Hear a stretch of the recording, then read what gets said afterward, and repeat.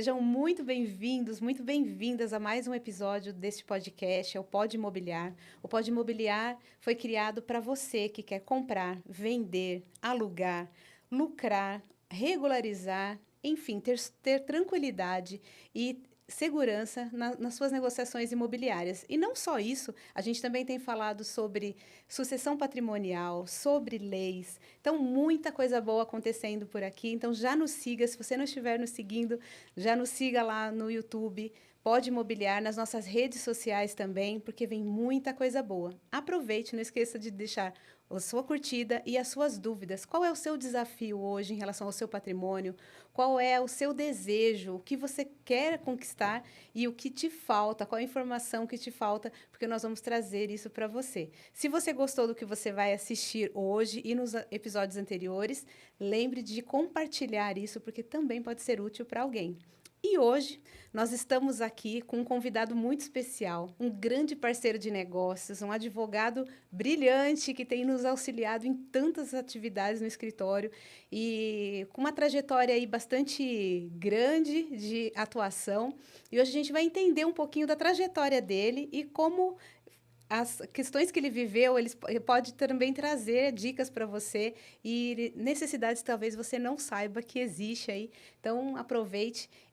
Curta esse episódio e lembre depois de deixar seu like e também de compartilhar o que você ouvir aqui. Rui, seja muito bem-vindo mais Obrigado. uma vez. Obrigada Obrigado pelo convite.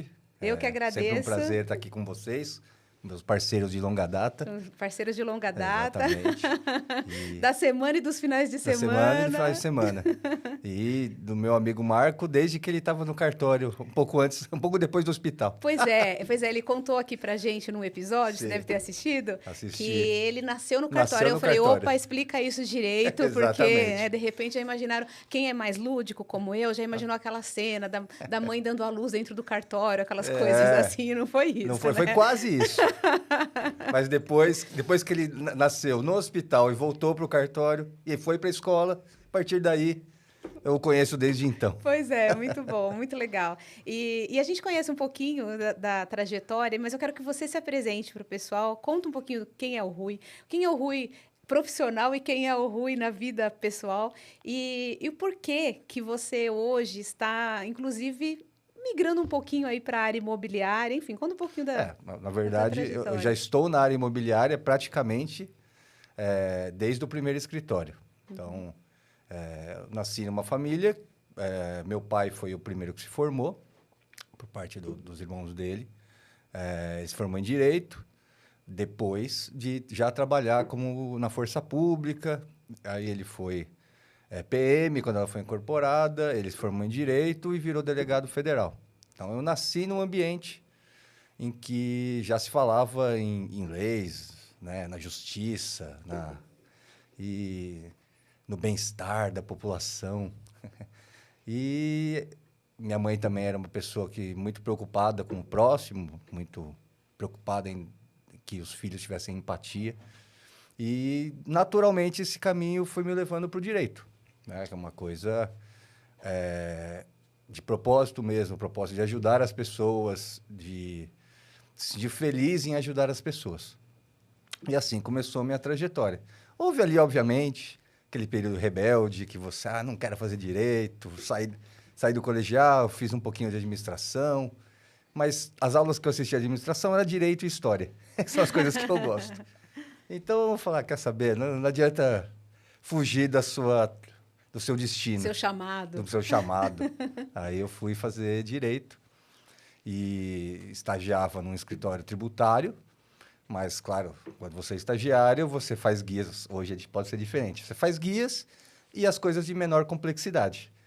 Então, ali eu comecei a mexer com direito do consumidor, alguma coisa de família, que até serviu como base para a questão imobiliária depois, porque tudo que sai do tributário, mas que tem questões com as empresas, muitas vezes se referem à sucessão das famílias, né, dos donos das empresas, dos empresários. Às vezes tem a compra e venda de imóveis fora das empresas, questões particulares dos empresários. Então, era isso que caía no nosso colo. Foi aí que eu comecei a mexer primeiro com sucessão e consumidor e depois com direito imobiliário, regularização dos imóveis. Logo que eu terminei a faculdade, eu fui para um escritório que era condominial. Depois eu fui para um outro escritório que era condominial e incorporação, lá na praia. O nosso trabalho era feito basicamente em Santos e Guarujá.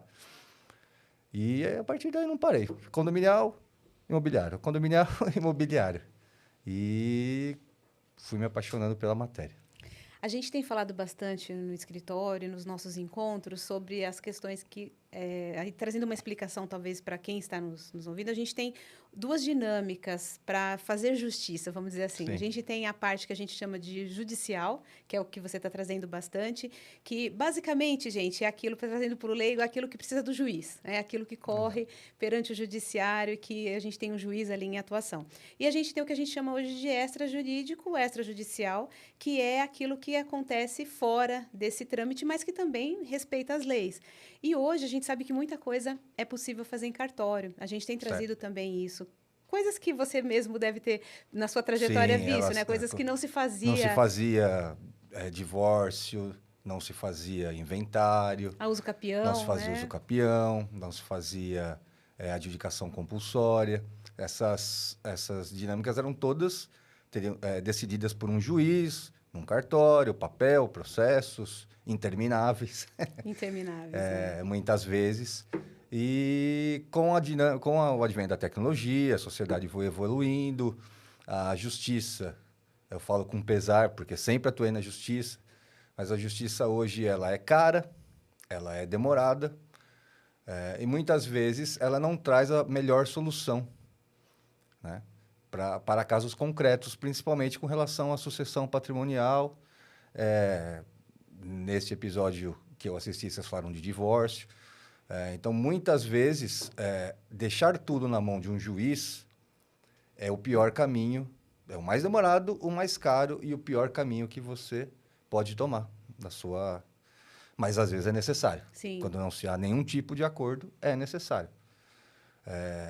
Então, com esse desenvolvimento, foram surgindo essas formas extrajudiciais a fim de desafogar a justiça, como eu disse, ela é lenta e cara, desafogar a justiça e resolver as questões mais simples, num primeiro momento, foram das mais simples para as mais complexas agora.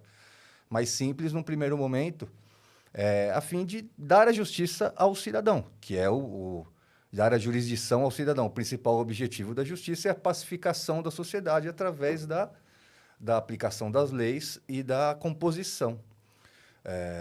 Então, houve esse movimento e hoje a gente está assim, bem aparelhado para resolver as questões extrajudicialmente, da melhor forma possível, sempre que está um acordo. E, como diria, não sei se podemos citar nomes, para ficar bom para ambas as partes. Boa. Bom, é melhor a gente não citar os nomes, porque de repente o YouTube corta a gente aí em algum momento, mas... Com certeza você entendeu a mensagem. Rui, é muito interessante isso que você está trazendo, porque, de fato, assim, a gente hoje vive numa dinâmica, inclusive num podcast anterior, nós falamos muito sobre a mudança da realidade das pessoas. Eu vou dar o exemplo da própria questão imobiliária, que a gente tinha uma dinâmica no passado, e hoje, talvez até a dinâmica foi dos seus pais, dos meus pais, era uma dinâmica de... Quem casa quer casa, então, assim, as pessoas batalhavam uma vida toda por um imóvel próprio, né? Não era inadmissível, por exemplo, morar de aluguel ou morar da forma como as pessoas moram hoje, através de aplicativo, Airbnb, quer dizer, a realidade mudou muito e depois as pessoas tinham também aquela ambição de ter imóveis, mas existia... uma regra, né? Ou era um imóvel de veraneio, um segundo imóvel que seria o imóvel de veraneio, no campo ou na praia, ou aquele imóvel de aluguel que ia te garantir ali um auxílio na aposentadoria. Então, a dinâmica era essa. Hoje, a gente sabe que o mercado imobiliário, ele é gigantesco, né? Inclusive, a gente tem hoje várias formas de investimento, várias formas de aplicação, várias formas de morar, inclusive, porque as pessoas querem mais dinamismo. Então, muita coisa mudou. E, muitas vezes, então, assim, aí as questões também judiciais ou extrajudiciais também vão mudando, e aí a lei vai se adaptando, mas a gente sabe que existe uma forma de a gente não chegar nesse ponto, né? A gente não chegar no embate de ter que decidir se eu vou atuar no judiciário, no extrajudiciário, porque eu não tomei as devidas Precauções, precauções. exato. Então, eu queria que você trouxesse para o pessoal, assim, até na tua trajetória, situações que, talvez até casos práticos, que você viu que as pessoas deixaram de fazer o que deveria fazer quando deveria ter feito, e aí desagou depois nessa O situação, que eu né? vejo, assim, uma coisa que era muito comum antigamente, hoje é menos, mas ainda continua acontecendo em muitas famílias. Então, você casou, ótimo. Vocês querem estão formando um patrimônio, você confia no seu cônjuge. E aqui eu falo homem, mulher, homem, não importa. Você confia no seu cônjuge, só que você não se informa sobre o patrimônio que você está se formando. Então, o que acontecia? Por exemplo, no tempo da minha mãe, ela foi primeiro que meu pai. Se meu pai tivesse ido primeiro que ela, e nós fôssemos pequenos, ela não tinha ideia do que existia. Excelente, excelente Né? colocação. Então, que imóveis, quais eram as contas. Simplesmente ela não saberia o que fazer, Inclusive para fazer um inventário. inclusive para fazer o inventário. Então, por exemplo, antigamente eram muito comuns casos de sobrepartilha. Depois se descobria que tinha um lote aqui, achei um documento, você vai lá procurar, seu pai tinha um lote, terras de Santa Cristina, lá no interior, nunca falou para ninguém. Achei um IPTU, fui lá investigar a dele. Então, primeira coisa que tem que ter hoje, se informar sobre o patrimônio que vocês estão construindo juntos.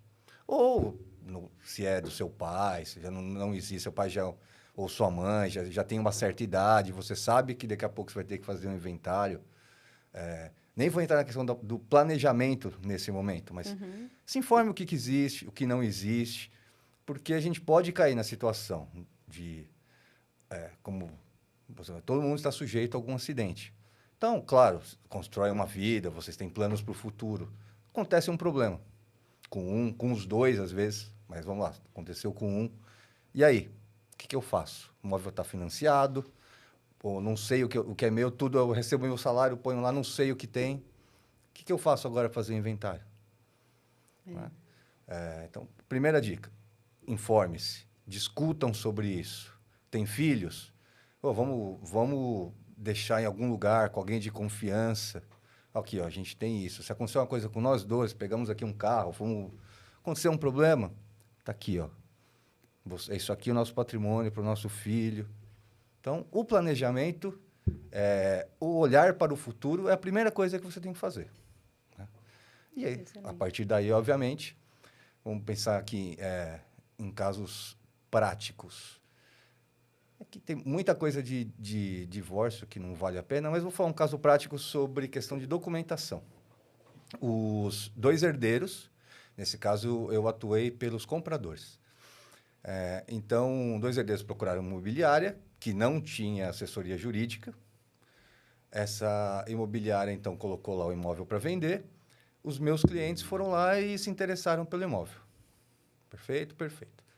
Deram um sinal, iam financiar pelo Santander. Deram um sinal, pegaram toda a documentação, matrícula, inclusive. A imobiliária mandou para o Santander aceitou o financiamento. Aceitou o financiamento. Nem os próprios bancos fazem o controle da documentação correto. Quando foi fazer o registro do contrato, no cartório, o cartório falou, olha, não pode registrar esse cartório porque quem está vendendo não é dono. Aí, parou tudo. Isso já tinham até pago parcelas do financiamento. Nossa. Aí nos procuraram, fui lá, a primeira coisa, eu peguei a matrícula, olhei a matrícula e falei, realmente, eles não são donos. Quem são os que estão aqui? Nossos pais. Tá. Quer dizer, uma simples análise da matrícula... Uma simples análise da matrícula teria resolvido toda a situação. A imobiliária não fez. O banco não fez. Então, era um inventário, teve que desfazer o negócio. O banco teve que devolver o valor. O FGTS usado de entrada teve que ser devolvido para a conta. E a imobiliária teve que arcar com danos materiais, com danos morais. E os vendedores também tiveram que arcar, infelizmente. Porque, na justiça, eles quem não registra não é dono, como bem diz meu caro amigo Marco Cafareno. Exato. Mas você não pode se escusar de uma obrigação dizendo que não sabia. Se você pôs para vender, você deveria ser o dono. Não é? Paga também. Então, pessoas simples tiveram que ressarcir todos os custos para os meus clientes, tiveram que pagar dano moral para os meus clientes. Então, uma coisa simples de uma análise documental que qualquer advogado faria, né, se eles tivessem procurado um profissional. E você sabe que isso é uma questão, eu até brinco, eu falo que é quase o nosso evangelho dentro do escritório, porque a gente tem falado tanto isso, pregando isso, literalmente, para que as pessoas procurem um profissional, não só na área do direito, não só na área imobiliária, mas como em qualquer área. Infelizmente, a gente vive dias que todos nós acreditamos que somos especialistas em tudo, né? Sim. E aí, por quê? Porque a gente tem o senhor Google para fazer qualquer pesquisa que nos ensina a fazer qualquer coisa, e essa questão é muito séria, como o caso que você trouxe, que são situações que a gente vê no dia a dia. Então, nossa dica para você que está nos assistindo, procure sempre um profissional em todas as áreas que você for atuar. Entenda se aquela pessoa, como que aquela pessoa pode te auxiliar, porque isso vai te poupar muita dor de cabeça, vai te poupar muito dinheiro e, com certeza, até outros danos. Porque... E, assim, invariavelmente, na sua trajetória de venda e compra, auxiliando em venda e compra, quando há um problema na documentação, muitas vezes são problemas simples. Só que se deixa lá na hora que a pessoa vai procurar um financiamento, aí não dá financiamento. Ah, por que não deu financiamento? Porque você fez uma reforma na casa e aí você não averbou na prefeitura. Então, a matrícula parece que tá tudo bonitinho e tal. Você foi lá, não está averbado na prefeitura, ou está na prefeitura, não está na matrícula. Então, são duas casas. Não, mas na matrícula está falando só uma. Não, mas está aqui, tem IPTU das duas. Tá? Então, não está, mas não está certo. Aí não dá financiamento. Aí você pode sofrer um revés, sofrer uma ação. Né? E são coisas, geralmente é coisa simples. Imóvel que tem escritura, mas não está registrado. Imóvel que está pendente de fazer um inventário, às vezes pessoas maiores, uma coisa aí, 30 dias você resolve. Simples. As pessoas têm medo. Parece que elas não têm medo de consultar o Google por uma doença lá, um sintoma, aparecer a doença e achar que está morrendo. Mas ela tem medo de consultar um advogado. Pois é. E você sabe que eu vou aproveitar essa tua colocação para fazer para trazer uma outra pergunta, né, que é relacionada a essa questão de pessoas. Você imagina, por exemplo, esse próprio caso que você contou, se essas pessoas, a situação se tornou aparente e conseguiram ainda resolver, infelizmente para alguns de uma forma não tão confortável, mas porque isso travou lá no financiamento. Agora, você imagina se essas pessoas tivessem o famoso contrato de gaveta. Sim. Ou seja, isso ia se perdurar, talvez essas pessoas que estavam na matrícula em algum momento iriam falecer, esse imóvel iria entrar num processo de inventário e esses compradores iam ficar como? Aí você imagina se esse caso tivesse chegado para você mais para frente, talvez seria muito mais complexo ainda. Muito mais complexo. Óbvio. Muitas vezes você se depara com situações em que a pessoa tem lá um documento de gaveta e você vai ver na matrícula, às vezes nem é a pessoa que passou esse instrumento. É verdade. Mas ela está lá há 20 anos no imóvel, ela construiu. Então, existem saídas jurídicas, uso capião, por exemplo, é uma delas. Mas, e se não tiver o prazo? Se não tiver prova? Você acabou de comprar. Né? Exato. Aí, daqui a pouco bate alguém na sua porta e fala, você tem que sair. Com a mudança no caminhão. Fala, oficial de justiça, vai ter que sair. Esse imóvel foi para a praça, foi arrematado. Tem um caso, inclusive. Teve um caso que a gente tem no escritório faz o quê? Um ano, mais ou menos. Em que a pessoa estava lá, no imóvel, bateram na porta, desceu, tudo bem, pois não. Oficial de justiça, esse imóvel foi arrematado. Leilão. Mas o que aconteceu? Não sei o quê. Aí, quando foram ver, não tem nada a ver com o que a gente está falando, mas como você pode ser surpreendido por uma situação. É verdade. Eles haviam emprestado este imóvel para os primos, porque era um imóvel de família, estavam fazendo inventário durante certo período de tempo. Alguns dos herdeiros ficaram nesse imóvel morando para cuidar dos imóveis. Cuidaram, mas não pagaram o IPTU. Nossa. Então, por, sei lá, 5 anos, 6 anos, não pagaram IPTU. Depois eles saíram, foi feito o inventário, as pessoas entraram lá no imóvel, estavam morando já há algum tempo. Como não pagaram, não foram atrás, nunca receberam nenhuma cobrança, esse imóvel foi para a praça por IPTU, aqui em São Paulo, foi arrematado por um terceiro, o terceiro mandou tirar. Olha só. E para correr atrás. Exatamente. Eu tenho certeza que quem está nos assistindo deve estar assim, conta mais, o que aconteceu no final? E aí?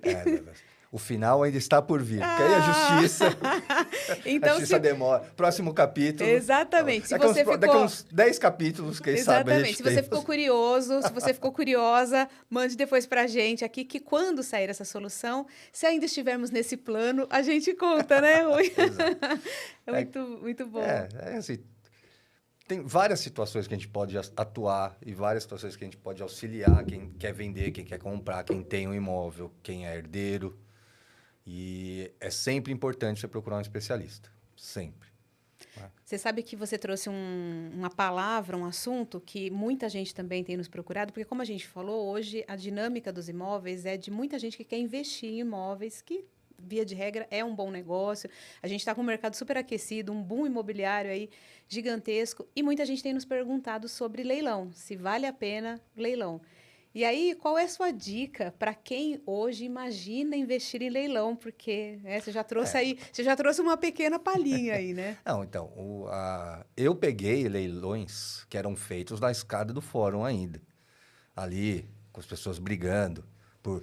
A maioria do pessoal que está nos assistindo nem sabe o que você está falando. Nem sabe, então... Então, o leilão é aquele que você vê em filme mesmo. Nós temos aqui o oficial de justiça descer na escadinha ali e falar, vou leiloar aqui o imóvel tal. Ele lia lá todo o edital do leilão, qualificando o imóvel, dizendo onde era, blá, blá, blá, blá, blá, blá, blá. E fala, o lance mínimo é 50. E aí ficava lá, 51, 51,5, 52, ficava lá. E nessa época, essa foi leilão é sempre uma coisa que oscila se vale a pena, não vale a pena. Nessa época, valia muito a pena porque as avaliações dos imóveis eram muito falhas. Elas eram muito baixas. Então, os imóveis valiam muito mais. Mesmo assim, como é a natureza humana, às vezes a gente fazia um trabalho para alguém, verifica esse imóvel para mim, a gente verificava, tá tudo certo, vai lá para o leilão. Só que esse imóvel aqui, ele vale tantos. Você vai ter esses custos, você pode gastar até 60. Aí a natureza humana faz o quê?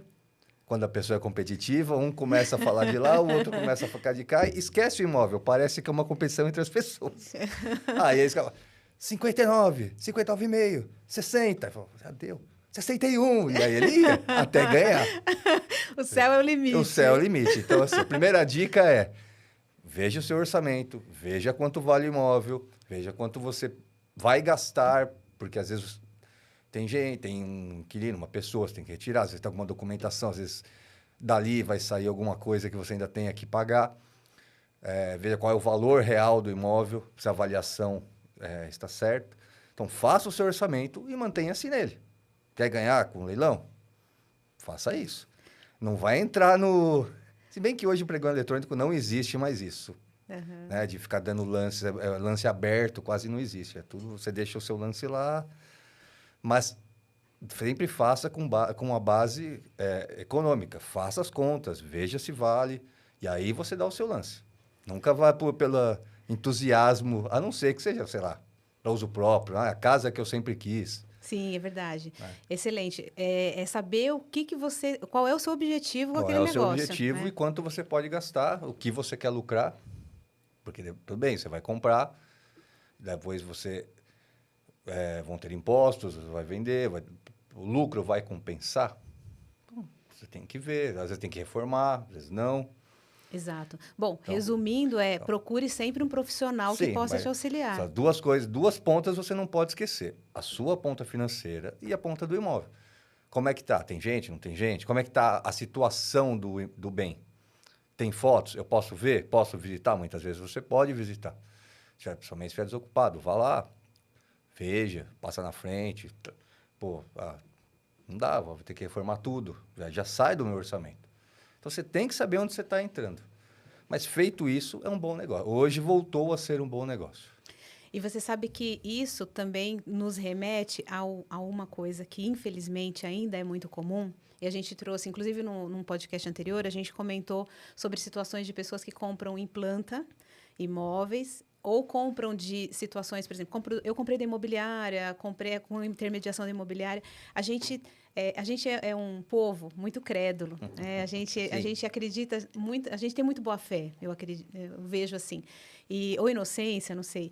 Mas quando a gente fala de imóveis, a gente tem que respeitar algumas formalidades que talvez quando você compra um bem imóvel, porque às vezes eu dou esse exemplo, né? Quando eu estou comprando uma xícara, se não der certo essa compra, o meu prejuízo com certeza é muito menor do que quando eu compro um imóvel ou vendo um imóvel, né? Então, a gente precisa realmente estar atento. E a gente tem trazido muito para as pessoas a necessidade de se verificar todo o processo. E a gente ainda tem, Rui, muita gente, né, que nos procura no escritório que fez o famoso contrato de gaveta. Então, que é também, às vezes, a ilusão que a pessoa tem numa situação como o leilão, que a gente está falando, né? A pessoa imagina, bom, é uma empresa idônea que está fazendo aquele leilão, é um oficial de justiça que está aqui apregoando, quando, na verdade, aquele profissional, ele está só intermediando aquilo. Né? Ele não vai, inclusive, ele não vai te barrar se você der um lance maior do que você foi orientado. Então, é a necessidade das pessoas olharem para isso. Você teve uma situação, né, nessa trajetória aí também interessante que a gente possa dar dicas para as pessoas, de situações que as pessoas, exatamente por deixar de fazer o que deveria fazer na época, né? Por exemplo, tem um caso até um conhecido nosso, nesse caso específico dele, foi mais azar mesmo, para ver que às vezes você faz tudo certo, mas a vida vai lá e te dá um pontapé. Ele estava comprando um imóvel na freguesia e esse imóvel foi feita análise documental pela imobiliária. Então, pediram as certidões. O que acontecia muito antigamente, hoje menos, é que as certidões só se pediam das certidões das pessoas físicas. A pessoa era empresária, ela tinha lá 2 empresas, 3, uma, não importa. E nunca se procurava ver a situação dessas empresas. Nem se perguntava se a pessoa tinha uma empresa. E a justiça trabalhista, a gente sabe como é. A trabalhista, ela vai lá, a empresa não pagou o acordo, não pagou o salário, ela vai lá e penhora mesmo. Ela acha bem os bens que a pessoa tem da empresa, não tem, vai para os sócios e ela penhora mesmo. Então, ele tinha a documentação, estava tudo certo, ele assinou o contrato... vamos dizer assim, não tenho aqui as datas de cabeça, mas assinou o contrato do compromisso hoje e ele assinou o contrato de venda e compra aí também era um financiamento do Santander também, curiosamente, 10 dias depois, porque aí tem todos aqueles trâmites para preparar o contrato, etc. Nesses 10 dias entrou um processo trabalhista em nome dela. Detalhe, a imobiliária não deu cópia das certidões para ele. E o banco não fez, para variar o Santander, não fez a análise nessa fase do... Então, ele comprou o imóvel, ele começou a morar do imóvel, aí bateu lá um oficial de justiça novamente. Esse imóvel aqui está penhorado por ordem da Justiça do Trabalho de Santos. Precisa do Trabalho de Santos? Fomos lá ver, era um processo, ele me procurou, né, porque eu não estava atuando, era um processo da sócia de uma empresa lá, que foi a vendedora, a pessoa física do imóvel dele. E aí, você pode entrar com algumas defesas com relação à sua propriedade, embargos de terceiro é uma delas, mas você depende da prova da boa-fé. A prova da boa-fé é você ter as certidões. É verdade. E a gente até conseguiu as certidões demonstrando que foi nesse período. Mas a Justiça do Trabalho não quis nem saber aqui em primeira instância. Falou, não, quando assinou já tinha que ter visto aqui. Bem, esse já teve resultado. A gente conseguiu resolver, fez um acordo, pagamos o processo trabalhista para evitar maiores problemas e entramos contra a vendedora e o banco para ressarcir os valores Não era uma condenação muito alta, então... esse também daqui a uns 10 episódios. Já garantiu o recebimento. É o outro gargalo da justiça, o achar bens dos devedores. Mas... Isso fica a cena dos próximos capítulos. Cenas dos próximos capítulos. Mas resolveu. Mas... E o estresse, criança pequena, medo de ter que deixar o imóvel, né? Recém-casados eram até na época. Já tinham uma criança, mas eram recém-casados. Então, você nunca sabe. Você tem que respeitar o processo, pedir a documentação, fazer a análise. Não adianta atropelar. É quando você atropela que alguma coisa acontece. Excelente. Rui, a gente vai chegando ao finalzinho do nosso encontro e eu sei que a gente teria muitas coisas para trazer. Eu divido, a gente também, inclusive esse eu fiz algumas lives, dei algumas dicas para as pessoas. A gente também teve uma situação no escritório de uma família que estava num imóvel há mais de 40 anos, quer dizer, a família cresceu literalmente naquele imóvel. Uma filha nos procurou justamente porque nos viu falando sobre sucessão patrimonial. Ela entendeu que poderia fazer alguma coisa, já que o pai era idoso, a mãe já havia falecido. E a ideia dela era que nós fizéssemos a sucessão patrimonial e trouxéssemos ali para ela dicas. Qual foi a nossa surpresa quando tiramos a matrícula do imóvel? O imóvel já estava penhorado por uma dívida trabalhista daquele antigo dono há 40 anos atrás, né? E aí, por sorte, vimos antes, então tivemos tempo, inclusive, de preparar a família para o que viria, que seria o oficial de justiça batendo na porta. Então, quando isso aconteceu, porque aconteceu literalmente, eles já estavam preparados, pelo menos emocionalmente. E nós tivemos a oportunidade ali de atuar, mesma situação, ingressamos com uma ação estressante dentro da justiça, um gasto grande, um desgaste emocional muito grande.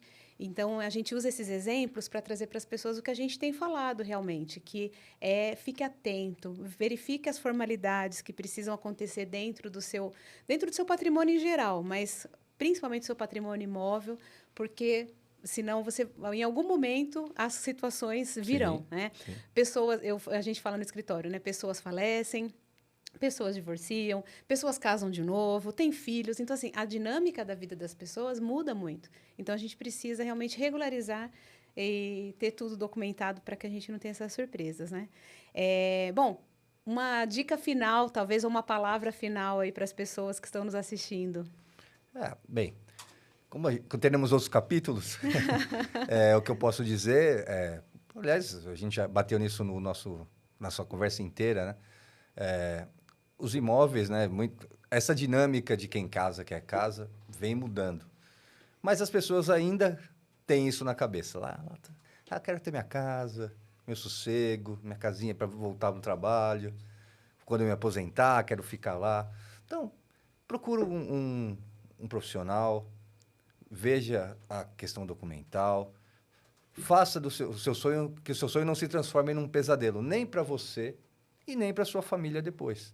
Então, deixa tudo certo, faça um caixa. Se eu precisar, se eu faltar hoje, precisar fazer um inventário, tenho o dinheiro aqui, ou tenho a solução aqui.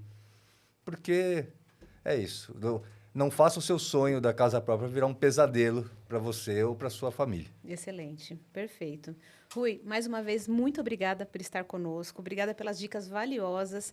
E aproveita e deixa para o pessoal, quem quer te seguir, eu não sei se você está ativo nas redes sociais, como é que está isso, mas deixa aí para o pessoal que quiser te seguir e, enfim, né, para que as outras pessoas sejam alcançadas também com tanto conhecimento.